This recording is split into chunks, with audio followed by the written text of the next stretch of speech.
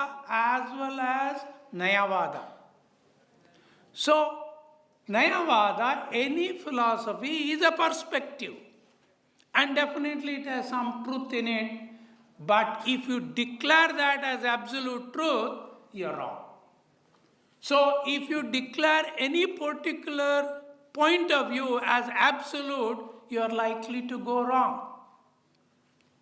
Now, what we have done is Nayavada, Shadvada, both we have taken it too far and said, well, Jainism preaches or teaches multiple perspectives. We forget over there that also Jainism teaches absolute perspective. Kevala Jnana, for example. Also, the truth, fundamental truths of Jainism. That is, if you talk about epistemology, any perspective is only partial perspective. This very statement is absolute statement.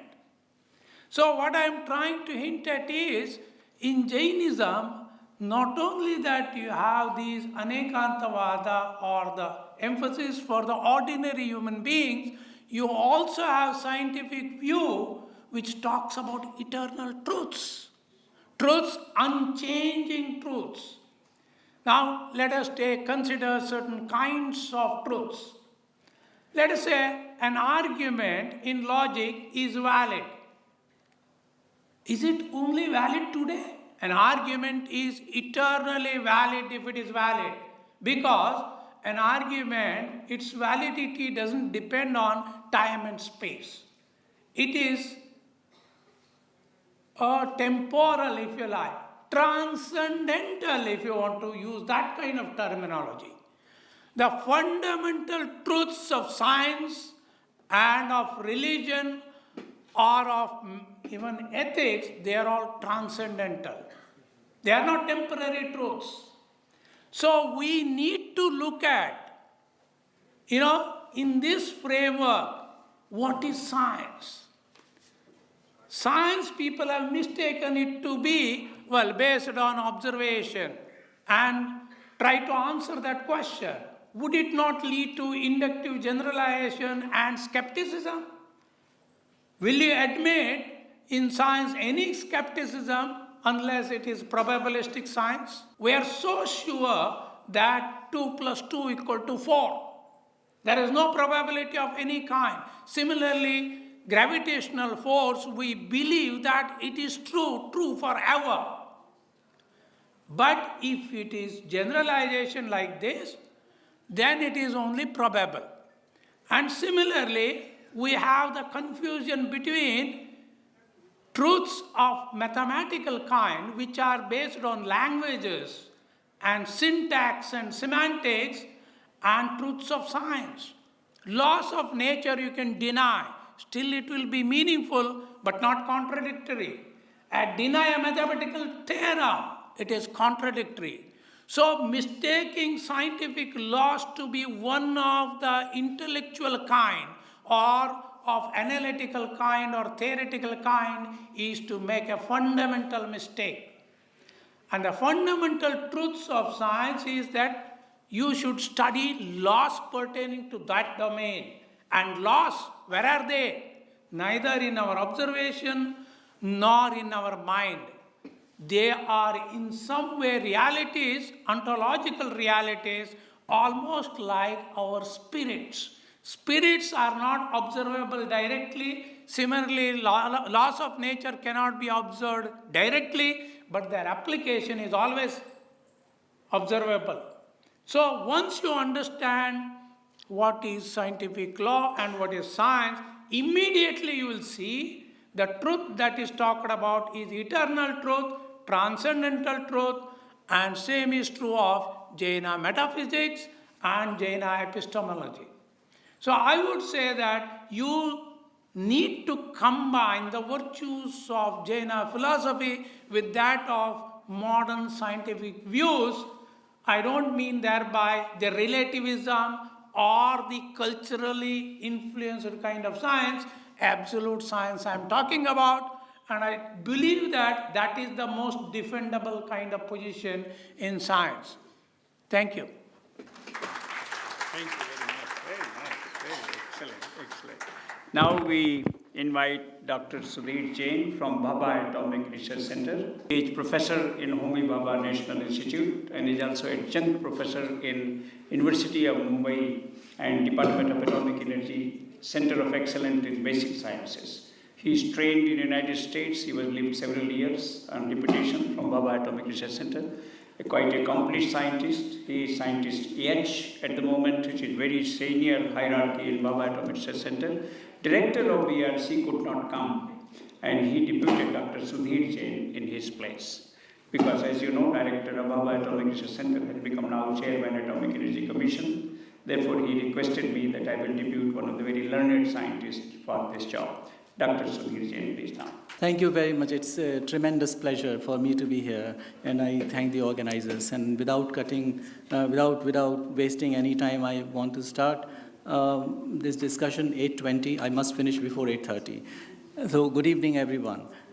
Now, the key words that I have in mind are harmonizing and integrating of knowledge. I think the order of the day is to harmonize knowledge.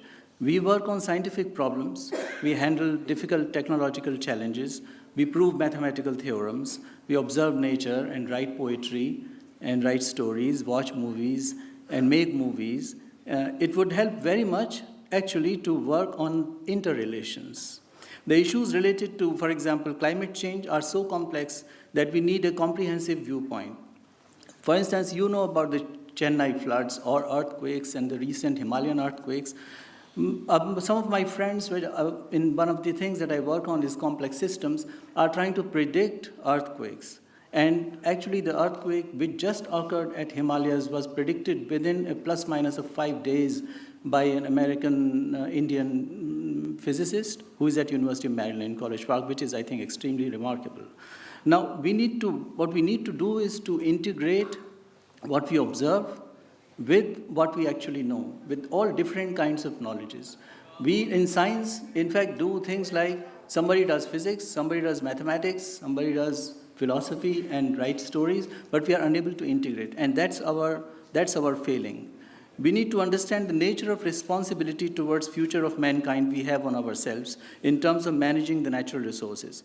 The tenets of Jain philosophy certainly guide us in this direction. As an example, some time back, there was a calculation made, a very simple calculation on the number of calories we can provide to an individual in India, given the total arable land we have, and the amount of total sunlight that we receive. And it's staggering to see that the maximum energy we can provide to an individual per day is 1600 kilocalories, which is much smaller than what you need for healthy living, which is around 2,400 kilocalories. Therefore, if we continue to not be watchful about how resources are utilized, we are in terrible crisis.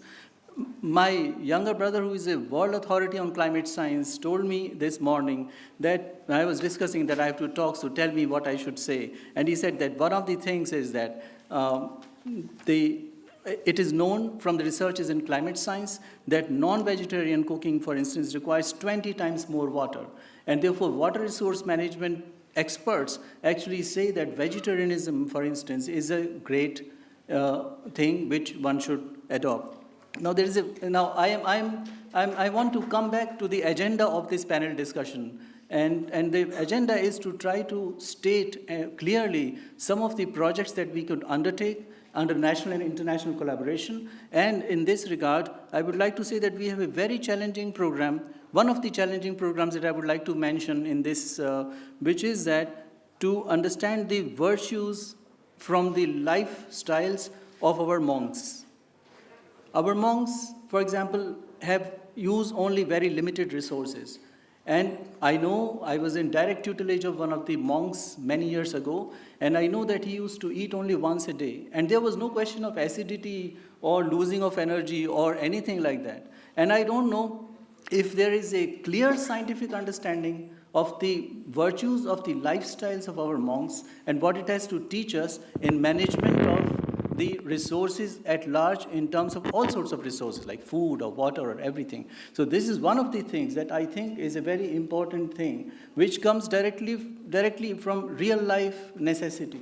We need to resource manage, and we have an example of how it is possible. We still don't have clearest idea in terms of science how to do it. So this is one of the things. Now the other thing that I said earlier as I started was to integrate knowledge. We are at 100th anniversary of Einstein's general theory of relativity, and about 115 years after quantum theory was discovered. And we are still I'm completely aware, because I teach all the time at all kinds of places and meet hundreds of children who are very young, 5-7-year-old children, and lecture to them, and to also old people. And I know that we haven't, in our day-to-day thinking, we haven't integrated all the science that we have actually learned. When we think today, it's not very different from what people used to, from how people used to think 120 years ago. And that's not great. If we have progressed in science, we have to make a progress within. And the scientists have a great responsibility to provide a dialogue which gives an understanding to all the people in the language and in the form that they can actually understand and actually imbibe, and then in relation with philosophical tenets of Jainism, etc., we can make even greater progress. Now, in this regard, I must say that one of the other things that just mentioned by Professor Mishra was this work of Roger Penrose, which is regarding the second law of thermodynamics. I have a talk tomorrow in afternoon where I show also that it's because the universe is finite. Because the universe, howsoever large, it's finite. It is guaranteed that there would be recurrences, that there are events which would recur. That can be mathematically proved. It's not a question of somebody's belief or something. It's a fact that one can prove this. Now, in a certain situation where recurrences could be there, there can be near recurrences, and sometimes there can be exact recurrences. These exact recurrences imply that in terms of a quantity in physics which we call entropy, which we say is that everything actually proceeds towards equilibrium, entropy increases with time. So the direction of time is given in terms of these recurrences. Therefore, the notion of time that we have, which is linear in certain thinking and circular in certain thinking, these are not actually antagonistic to each other. And there is a great amount of work which can be done experimentally and theoretically to actually establish what is the real nature of time and determinism. The last thing that I would like to mention in just 2 more minutes is that I come back to a very important discovery in quantum mechanics, which is related somehow to consciousness also. And this is about entanglement. So it is now shown in quantum mechanics that there is a non-local behavior, that I can actually make two things influence each other in a way that was not possible before. This quantum mechanical thing is called entanglement, and people have experimentally been able to entangle 2 pieces of diamond on a table, experimentally. This was a paper in Nature Physics, so it's not published said by somebody. It's published, refereed by one of the most respectable journals that we have in science, which is Nature, and it was published there. Now, my question is very simple, although almost amazingly complicated, that, if we can entangle diamonds, could we also entangle humans? Could we entangle minds? Could we entangle 2 people? Now, what's the evidence of my asking such a question? All of us in our lives of experience have this feeling that we have that, as soon as somebody's mother gets ill, sometimes you get a feeling 1,000 kilometers away that there is something wrong and I must make a phone call. You are doing a scientific work, and without any logic, you get a drive which is called intuition. What is the physical basis of intuition? These questions are related to our conscious state, the state of a person. Sometimes we are led in completely illogical ways which you can't explain in our science, and we have no idea how we come to such conclusions.